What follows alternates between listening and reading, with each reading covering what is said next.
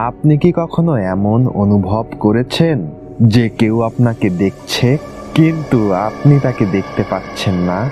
আজকের গল্পটি এমনই এক পরিবারের, যারা বুঝতে পারেনি তাদের একমাত্র মেয়ে কার সাথে কথা বলতো।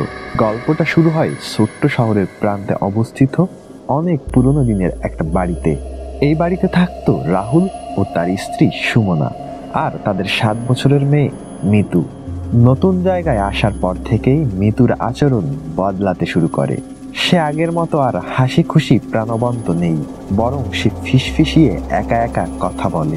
একদম ফাঁকা রুমে, যে রুমে কেউ নেই, সে রুমে সে ফিসফিসিয়ে কথা বলে, কারোর সাথে খেলতে বসে, এমনকি মাঝে মধ্যে কান্না করতেও শোনা যায়। একদিন সুমনা অর্থাৎ মিতুর মা তাকে কোলে বসিয়ে জিজ্ঞেস করলো, তুমি কার সাথে খেলো মা? মিতু একদম সহজভাবে উত্তর দিল, নীলুর সাথে মা। তখন সুমনা আবারও মিতুকে জিজ্ঞেস করলো, ও কে? মিতু তখন মৃদু গলায় উত্তর দিল, নীলু আমার বন্ধু মা, তুমি ওকে দেখতে পাও না? মিতুর মায়ের শরীর হঠাৎ যেন কেমন শিরশির করে উঠল। মিতুর মা সুমনা আবার মিতুকে জিজ্ঞেস করলো, মিতু তুমি ওকে কবে ধরে চেনো? মিতু খেলনাগুলোর দিকে তাকিয়ে যা বলল তা শুনে সুমনার হুঁশ উড়ে গেল। মিতু বলল, যেদিন আমরা এই বাড়িতেই এলাম মা, সেদিনই আমার নীলুর সাথে পরিচয় হয়। সেদিন রাতেই ও জানলার ওপাশে দাঁড়িয়েই আমার সাথে পরিচয় পর্ব সেরে নেয়। জানো মা, ও এই বাড়িরই মেয়ে, ও আগে এখানেই থাকতো। প্রথমে মা বাবা ভাবলেন হয়তো মিতু নতুন জায়গায় এসেছে বলে নানাবিধ কল্পনা করছে, আর ছোট মানুষ তো কল্পনা করতেই পারে, তাদের একটা আলাদা কল্পনার জগৎ থাকে। কিন্তু ধীরে ধীরে এমন কিছু ঘটনা ঘটতে থাকলো যা রাহুল এবং সুমনাকে বিশ্বাস করতে বাধ্য করলো এই বাড়িতে কিছু একটা তো ঠিক নেই, কোনো না কোনো সমস্যা তো এই বাড়িতে আছেই। এক রাতে রাহুল এবং সুমনা দুজনেই গভীর ঘুমে ছিলেন। হঠাৎ তাদের ঘুম ভাঙলো এক অদ্ভুত আওয়াজে। আওয়াজটা ঠিক এমন, ঠক ঠক ঠক, মনে হয় দরজায় কেউ নক করছে। কেউ যেন রাত 3টের সময় তাদের দরজায় টোকা দিচ্ছে। রাহুল ধীরে ধীরে দরজা খুললেন এবং বাইরের দিকে তাকিয়ে ভালো মতন সব জায়গায় চেক করলেন, কিন্তু কোথাও কেউ নেই, বাইরে একদম ফাঁকা ছিল। পরের দিন সকালে মা বাবা অর্থাৎ রাহুল এবং সুমনা মিতুকে জিজ্ঞেস করলো, গতকাল রাতে তুমি আমাদের ঘরের দরজায় এসেছিলে মা? মিতু মাথা নেড়ে বলল, না তো, আমি তো যাইনি বাবা। কিন্তু আমি জানি কে গিয়েছিল বাবা।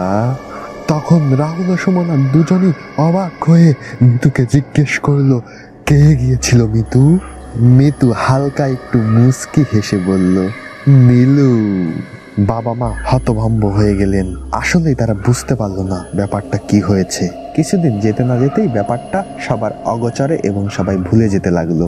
তার পরের দিনই বিকেলে মা খেয়াল করলো মিতু কাগজে কিছু একটা আঁকছে। তিনি কাছে গিয়ে ব্যাপারটা খেয়াল করলেন। কাছে যাওয়ার মাত্রই মিতুর মা সুমনা চমকে গেল। ছবিতে দেখা যাচ্ছে একটি মেয়ে যার মুখের এক পাশ পোড়া। মিতুর মা সুমনা আশ করতে পারলো সামথিং ইজ রং। পরদিন বাড়ির পাশে এক বৃদ্ধার কাছে সুমনা যায়, যে বৃদ্ধা এই গ্রামে বহুদিন ধরে বসবাস করে, বলতে গেলে এই গ্রামের সবচেয়ে পুরনো দিনের একজন মানুষ। সুমনা বৃদ্ধার কাছে এই বাড়ি সম্পর্কে এবং এই গ্রাম সম্পর্কে জানতে চায়। কথায় কথায় উঠে আসে সুমনারা যে বাড়িতে এখন বসবাস করছে ওই বাড়ির কথা। কিন্তু বৃদ্ধা যা বলল তা শুনে সুমনার পা কেঁপে উঠল। বৃদ্ধা তাকে ঠিক এমন ভাবেই বলল, এই বাড়িতে আগে একটা পরিবার থাকতো, তাদেরও 7 বছরের একটা মেয়ে ছিল যার নাম নীলু।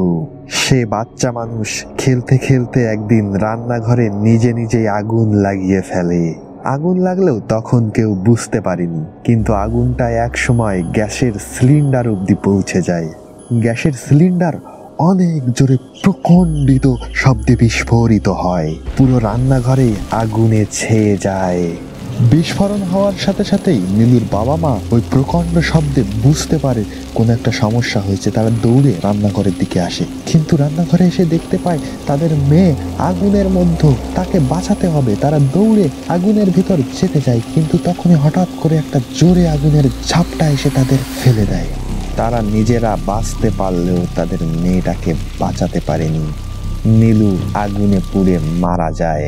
সব কিছু শুনে সুমনা স্তব্ধ হয়ে যায়, তার গা শিউরে ওঠে। এবং বৃদ্ধা আরো বলে, ওই রান্নাঘরেই নীলুর লাশ পাওয়া যায়, মুখের এক পাশ পোড়া অবস্থায়। এরপর থেকে মিতুর মা বাবা অনুভব করতে থাকে তারা তিনজন ছাড়াও ওই বাসায় আরো কেউ আছে। রাতের বেলা জানলার পর্দাগুলো আপনা আপনি নড়ে ওঠে, জানলাগুলো আপনা আপনি বাড়ি খেতে থাকে। রান্নাঘর থেকে শোনা যায় কেউ যেন ফিস ফিস করে কথা বলছে। মিতুর খেলনাগুলো আপনা আপনি মেঝের ভিতর পড়ে যায়। এক রাতে মিতুর মা মিতুর কপালে হাত দিয়ে দেখলো সে প্রচন্ড ঠান্ডা হয়ে আছে। মিতুর মা আতঙ্কিত হয়ে ডাকলো, তুমি ঠিক আছো মিতু?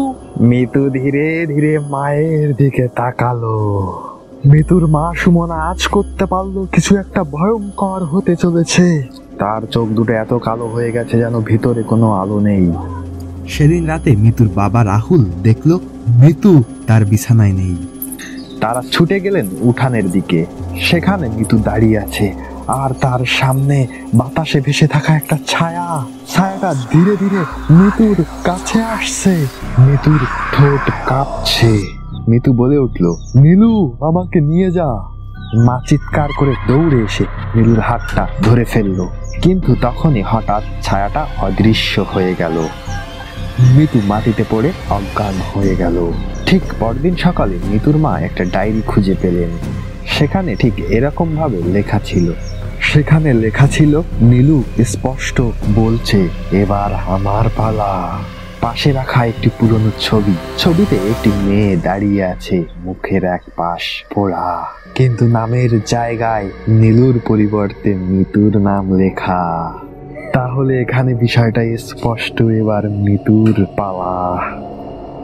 সব কিছু দেখে রাহুল এবং সুমনা খুবই চিন্তিত হয়ে পড়ে এবং তারা এক তান্ত্রিকের কাছে যায়। তান্ত্রিক তাদের মেয়ের জন্য সুন্দর কিছু কিছু তাবিজ এবং মন্ত্র দিয়ে দেয় এবং সেগুলো বাড়ির চারপাশে পুঁতে রাখতে বলে এবং বাড়িতে কিছু বিশেষ দ্রষ্টব্য দেয়, সেগুলো ঝুলিয়ে রাখতে বলে। তান্ত্রিকের কথা মতো তারা বাড়ি এসে এগুলো করে এবং সঠিক ফল পায়। তারপর থেকে মিতু এখনো সুস্থ আছে। মিতুর আশেপাশেও এখন নীলু আসতে পারে না। বন্ধুরা, আজকের এই ছোট্ট গল্পটি এই পর্যন্তই। পরবর্তী ভয়াল প্রতিধ্বনির এপিসোডের জন্য লাইক সাবস্ক্রাইব করে আমাদের পাশেই থাকুন। গল্পটি কেমন হলো কমেন্ট করে জানাবেন।